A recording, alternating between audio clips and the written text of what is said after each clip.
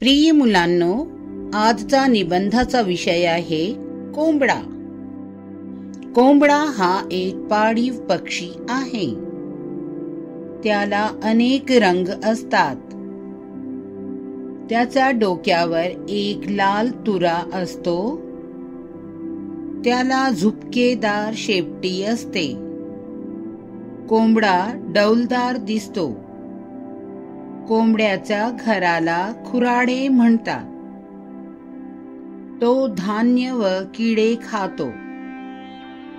त्याच्या ओरण्याला आरवणे म्हणतात।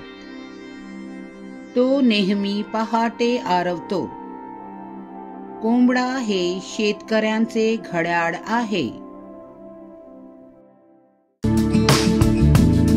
चॅनलला सबस्क्राईब करा।